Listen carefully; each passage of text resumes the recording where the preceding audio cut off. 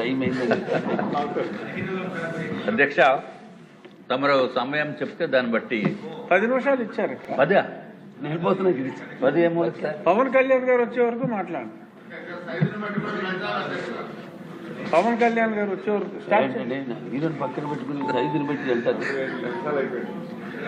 అధ్యక్ష, ఈరోజు పక్కన పెట్టుకుంటారు. నా అదృష్టం ఏంటంటే ఈరోజు నా పక్కన బాలకృష్ణ గారు ఉన్నారు అధ్యక్ష. కాబట్టి కొంచెం టైం ఎక్కువ ఇస్తారని నేను భావిస్తున్నాను అధ్యక్ష. అధ్యక్ష, ఇది వేరే ఇచ్చారు. గౌరవనీయులైన తమకు అట్లాగే గౌరవ సభలో ఉన్న సభ్యులకి, ఈ రాష్ట్రంలో ప్రచార మాధ్యమాల ద్వారా చూస్తున్న రాష్ట్ర ప్రజలకి ముందుగా నా నమస్కారాలు తెలియజేస్తున్నాం అధ్యక్ష. అధ్యక్ష, నాకు 2026-27 బడ్జెట్ సమావేశాల ముందు గవర్నర్ గారు చెప్పిన ప్రసంగానికి ధన్యవాదములు చెప్పే విషయంలో నాకు అవకాశం ఇచ్చినందుకు మీకు ధన్యవాదములు తెలియజేసుకుంటున్నాను అధ్యక్ష. అధ్యక్ష, 2019 నుంచి 2024 సంవత్సరం వరకు జగన్మోహన్ రెడ్డి గారు పరిపాలనా విధానాన్ని కూడా మనం ఒక్కసారి గుర్తు తెచ్చుకోవాల్సిన అవసరం ఉంది అధ్యక్ష. ఎందుకంటే అది చెప్పవలసిన బాధ్యత ఉంది అనే ఉద్దేశంతో వారి పైన జస్ట్ వారి విధానం గురించి కూడా చెప్పవలసిన అవసరం ఉంది అధ్యక్ష. మనము అప్పుడు ఉన్న వికృత రాక్షస పరిపాలన నుంచి మన రాష్ట్రాన్ని అత్యంత అద్భుతమైన విధానంతో అభివృద్ధి పదంలోకి తీసుకువెళ్తున్న గౌరవ ముఖ్యమంత్రి నారా చంద్రబాబు నాయుడు గారికి, అట్లాగే పవన్ కళ్యాణ్ గారికి, అట్లాగే నరేంద్ర మోడీ గారిని ఒప్పించి మెప్పించి కావలసిన నిధులను తీసుకుని వచ్చి ఆంధ్ర రాష్ట్ర పురోభివృద్ధిపై దృష్టి సారిస్తున్న గౌరవ మంత్రివర్యులకి కూడా నేను ధన్యవాదములు తెలియజేసుకుంటున్నాం అధ్యక్ష. అధ్యక్ష, మొన్న గవర్నర్ గారు ప్రసంగంలో ఏదైతే ప్రసంగం చేసేటప్పుడు వైఎస్ఆర్సీపీ నాయకులు వారందరూ కూడా వచ్చి మనల్ని ఏ విధంగా అగౌరవపరిచారో అనేది కూడా మీరందరూ కూడా చూడటం జరిగింది అధ్యక్ష. ఇటువంటి పరిస్థితి నుంచి వారు విధానాన్ని చూసి డెఫినెట్గా భారతీయ జనతా పార్టీ తరఫున మేము దాన్ని తీవ్రంగా ఖండిస్తున్నాం అధ్యక్ష. వారు చేసిన విధానం ఏంటంటే అధ్యక్ష, మనల్నే కాకుండా గౌరవ గవర్నర్ గారిని అట్లాగే మిగిలిన సభ్యుల్ని ఆంధ్ర రాష్ట్ర ప్రజల్ని కూడా వారు అగౌరవపరిచినట్టుగా మనం భావించవలసిన అవసరం ఉంది అధ్యక్ష. అధ్యక్ష, డెఫినెట్గా నాకున్న నమ్మకం ఏంటంటే రాష్ట్ర ప్రజలు దీన్ని పరిగణలోకి తీసుకుని మున్ముందు వారికి తగిన సమాధానం చెప్తారు అధ్యక్ష. అధ్యక్ష, ఏదైతే రాక్షస పాలన గురించి మనము మాట్లాడుకుంటున్నామో దాన్ని కూడా ఇంకొకసారి మనం గుర్తు చేసుకోవాల్సిన అవసరం ఉంది అధ్యక్ష. వారి అరాచకాలకి బెదిరింపులకి మన రాష్ట్రం నుంచి అనేక ఇండస్ట్రీస్, ఐటీ కంపెనీస్ కూడా బయటకు వెళ్ళిపోయినాయి అధ్యక్ష.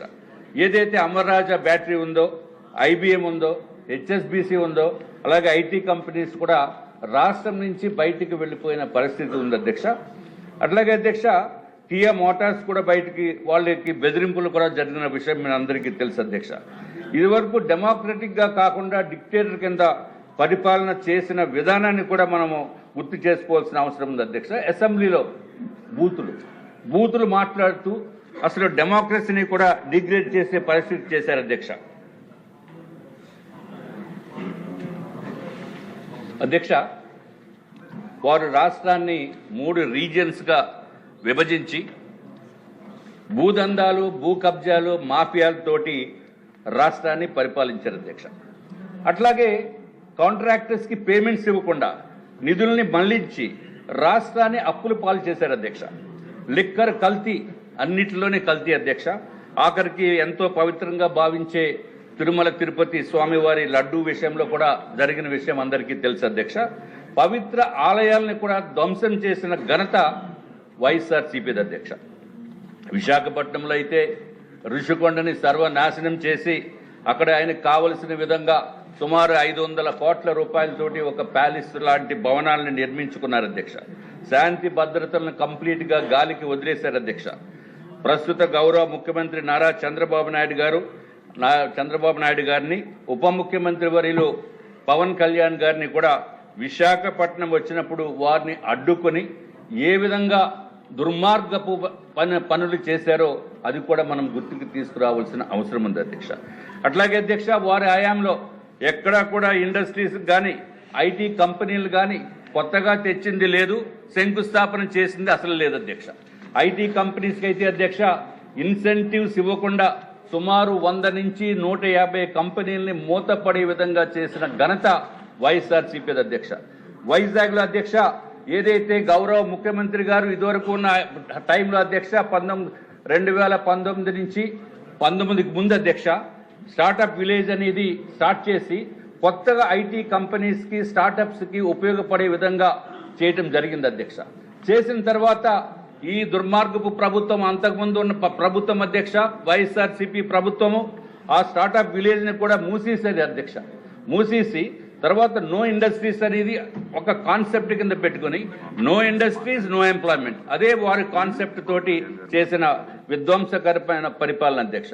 విశాఖపట్నంలో అయితే అధ్యక్ష రైల్వే జోన్ శాంక్షన్ అయితే రైల్వే జోన్కి ల్యాండ్ కూడా ఇవ్వకుండా, కనీసం ల్యాండ్ కూడా కేటాయించకుండా చేసిన పని కూడా వైఎస్ఆర్సీపీ ప్రభుత్వం అని చెప్పి నేను తెలియజేసుకుంటున్నాం అధ్యక్ష. ఏదైతే మాస్టర్ ప్లాన్ రోడ్స్ ఉన్నాయో కోస్టల్ కారిడార్ పనులు కూడా జరగలేదు అధ్యక్ష. కేంద్ర ప్రభుత్వము కేటాయించిన నిధుల్ని కూడా అభివృద్ధి చేయకుండా దారి మళ్లించారు అధ్యక్ష. పోలవరం పనులు జరగలేదు. అట్లాగే భోగాపురం ఎయిర్పోర్ట్కి అయితే అధ్యక్ష ఇదివరకు గౌరవ ముఖ్యమంత్రి గారు శంకుస్థాపన చేసినప్పటికీ కూడా మళ్ళీ ఈయన వెళ్లి రెండోసారి శంకుస్థాపన చేశారు. చేసిన తర్వాత ఏదైతే 5 years టైంలో అధ్యక్ష కనెక్టివిటీ రోడ్స్ కూడా నిర్మాణం చేయకుండా అలా వదిలేశారు అధ్యక్ష. కనెక్టివిటీ రోడ్స్ చేయకుండా సర్వనాశనం చేసిన ప్రభుత్వము వైఎస్ఆర్సీపీ ప్రభుత్వం అని చెప్పి మీ ద్వారా ప్రజలందరికీ కూడా తెలియజేసుకుంటున్నాం అధ్యక్ష. అప్పుడు అధ్యక్ష అసలు డిస్ట్రక్టివ్ మోడ్ తప్ప రెండో మోడ్ అనేది వాళ్ళకి తెలియదు, కన్స్ట్రక్టివ్ మోడ్ అనేది వారికి తెలియనటువంటి పరిపాలన చేశారు అధ్యక్ష.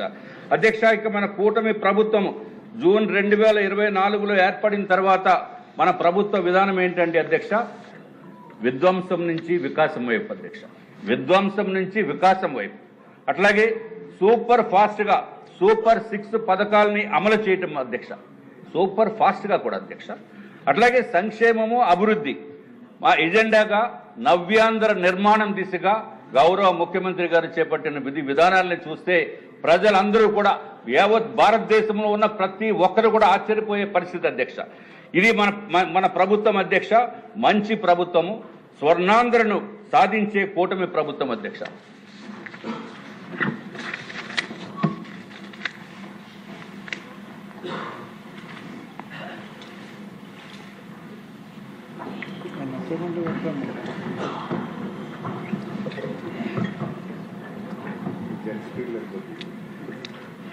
అధ్యక్ష స్వర్ణాంధ్రని సాధించే విజనరీ లీడర్ నారా చంద్రబాబు నాయుడు గారు కూడా ఈ సభలో ఉన్నందుకు మరి ఒక్కసారి వారికి ప్రత్యేకమైన ధన్యవాదములు అధ్యక్ష.